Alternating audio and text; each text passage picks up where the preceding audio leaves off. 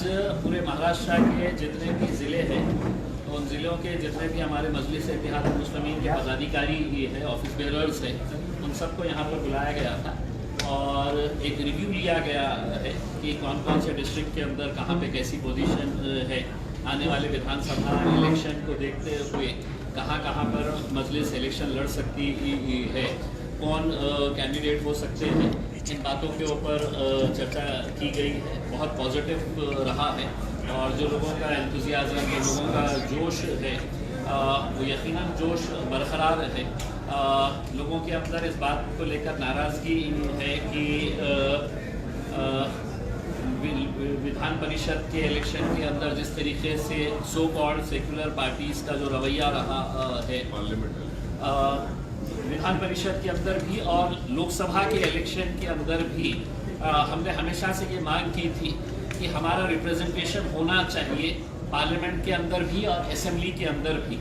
तो अगर आपको टिकट ही नहीं दिया जा रहा है तो आप सोचिएगा कि आपका इस्तेमाल सिर्फ है तो वोट बैंक के तहत किया जा रहा है, आप वोट देते रहो और वही चीज़ बाज़ाब्ता अच्छी तरह से जानते हुए कि लोकसभा के अंदर ये जो secular party, so called secular parties को जो वोट मिला है उसके अंदर मुसलमानों का, दलितों का कितना बड़ा कंट्रीब्यूशन रहा है, इसके बावजूद भी उनका एहसान चुकाने के लिए विधान परिषद के मौके के ऊपर एक भी कैंडिडेट खड़ा नहीं किया। और आज तकरीबन 40 साल के बाद ऐसी सिचुएशन आ गई है कि मुस्लिम मुक्त विधान परिषद महाराष्ट्र की हो गई है। तो ऐसे हालात के अंदर मजलिस पूरे महाराष्ट्र का रिव्यू है। बैरिस्टर असदुद्दीन अवैसी साहब आए हैं, हमारे हैदराबाद के एमएलए बलाला साहब आए हैं और सभी डिस्ट्रिक्ट के जितने भी ऑफिस बेरर्स हैं उनके साथ चर्चा हुई है और बहुत जल्द इसके ताल्लुक से फैसले लिए जाएंगे। अभी आज के दिन हमने एक रिव्यू लिया है कि कहाँ कहाँ पे हम स्ट्रॉन्ग हो सकते हैं, कहाँ कहाँ पर।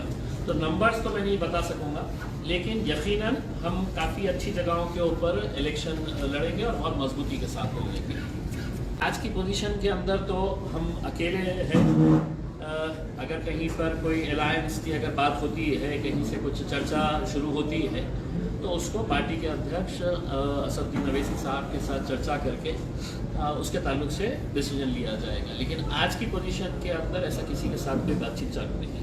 MIM को भले ही आप एक अलग नज़रिए से देखते हैं, लेकिन हम ऐसा कास्ट बेसिस के ऊपर कि ये जाति के लोगों के साथ में मिलकर हम इलेक्शन लड़े। हमारे पास आज के दिन है तो अलग अलग जाति, धर्म और मज़हब के लोग जो है वो MIM के साथ जुड़ रहे हैं।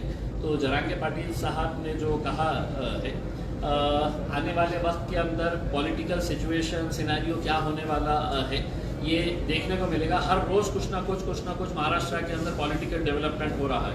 आज जो है एक पार्टी के अंदर है वो रात होए तक दूसरी पार्टी में चले जाता है, सुबह होए तक तीसरी पार्टी में चले जाता है। तो अगले कुछ दिनों के अंदर बहुत कुछ बदलाव आने वाला है।